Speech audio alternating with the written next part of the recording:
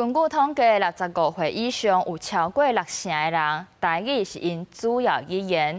不過，在咧6歲到14歲囡仔，即講台語的煞是無夠1成，顯示講這使用台語的人口是漸漸咧老化。為着鼓勵發展台語，賴一心先生就寫一本冊，號做《台語現狀》，主張講甲台語列作官方語言，而且愛劃設語言分區，透過政策來保護、來傳承台語。這個辦佇苗栗山頂的台語大路營活動，大人囡仔講台語是一件真自然的代志。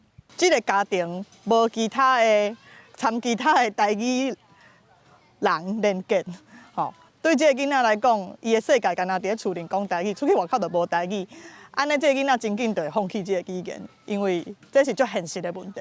台語使用人口逐年老化，要安怎救台語？賴一心先生寫這本《台語現狀》，主張愛甲台語列做官方語言。官方語言是啥物意思？行政單位吼，行政系統愛用這個官方語言；教育系統愛用官方語言；媒體嘛用官方語言；司法系統嘛用官方語言。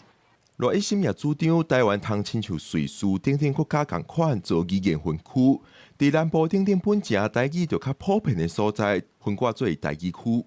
就算講台語區嘛是愛學中語，中語區嘛是愛學台語，後壁的結果吼嘛是會變做台語、中語變做全台灣的通行語，變做共同語安尼。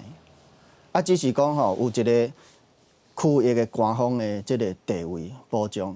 要甲台語列做官方語言，也是成立台語語言分區，是發展台語的理想。但是現實當中，敢有法度真正來推實？